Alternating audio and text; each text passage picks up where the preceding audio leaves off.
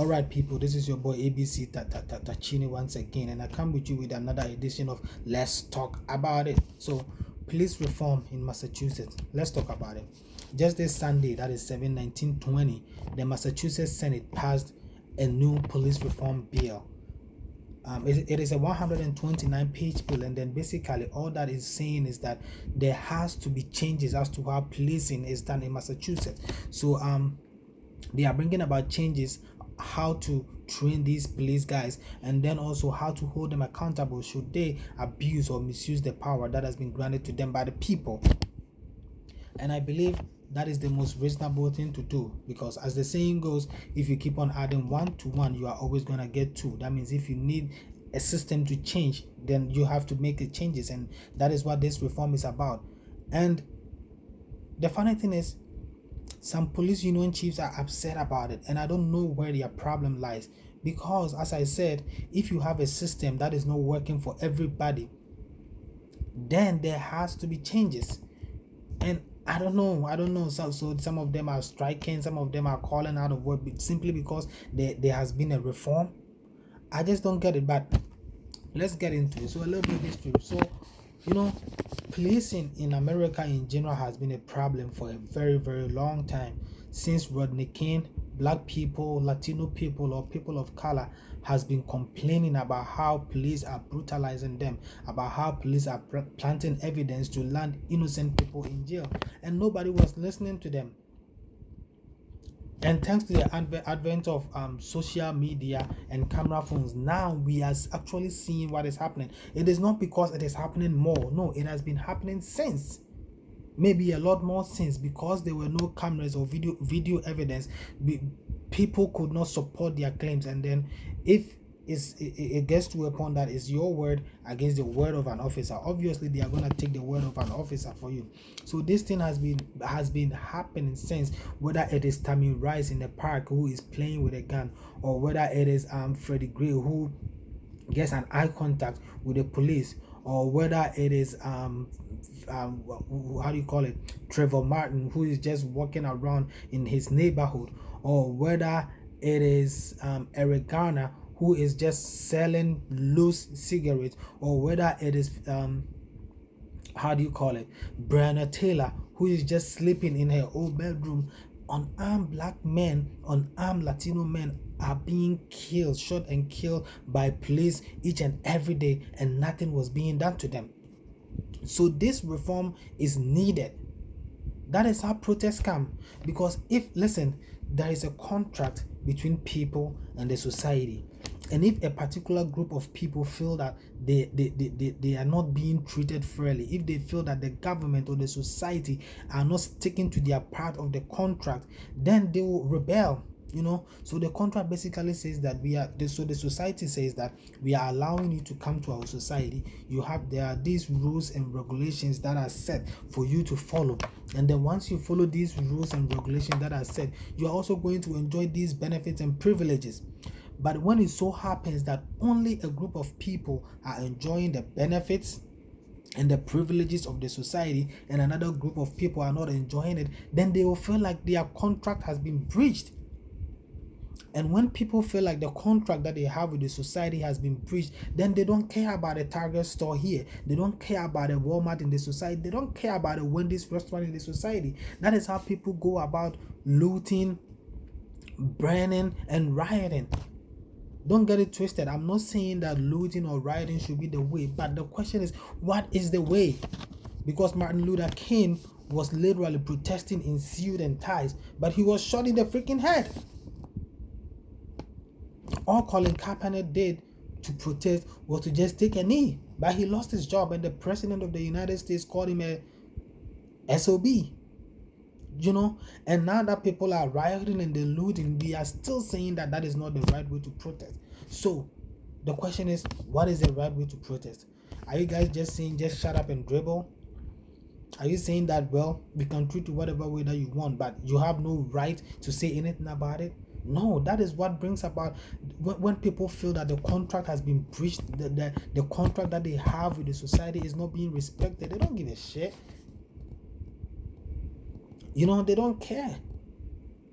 So that is why we need this police reform. So it says that the police reform is supposed, like I said, it's a 129 page. We are not gonna go through, but there are a few things in there that I really like, that I want to hit on it. So first, it is supposed to ban chokeholds. It is saying that if you are a cop and then you are supposed to put someone, or a victim, a criminal, or whoever it is, a suspect, in restraint, do not put them in chokehold. And this is the one of the most basic common sense that even a 5-year-old should understand, that when you put someone in chokehold, you are cutting circulation to their brain, and then when the brain is not able to receive oxygen, the person is literally dead. When you put someone in a chokehold like this, or in a chokehold like this, whether you do it with your hand or you do it with your leg, you are blocking the airways. And then if you block a person's airway, you are literally committing murder. This is ABC. I don't know why people don't understand, and I don't know why people are against a reform like this. If this reform was there, then Eric Garner will be here, because Eric Garner was literally put in a chokehold. They choked the life out of him. And the same thing that they did to George Floyd. This officer, Derek Chauvin, put his knee on George Floyd's neck, cutting circulation to his brain and then blocking his airway. And he choked him. He choked the life out of him. So if there has been a reform to ban chokeholds, I don't know what is their problem. I don't know why people are actually angry about these reforms. So yeah, one, it is supposed to ban chokeholds, and then it is also to limit the use of tear gas. A tear gas is a chemical weapon, and chemical weapons have been banned. You don't have to tear gas peaceful protesters, people who are protesting peacefully. Just look at what is happening in Portland. The federal government has sent some troops to Portland, unidentified troops. People don't know if they are from the military, we don't know if they are the police, and they use unmarked vans, and they are just arresting peaceful protesters and putting them in unmarked vans and taking them nobody knows where. Is this America, the land of the free? Is this America, the land of opportunities? And then another thing that this bill is supposed to do is to bar no-knock warrants. So in the case of Breonna Taylor and her fiance was in their room. They were sleeping in the middle of the night, and then all of a sudden, boom, there was no knock. People, just a group of people carrying guns, carrying weapons, they just banged into their room. They didn't knock, they didn't identify themselves, and then they started pointing guns at them.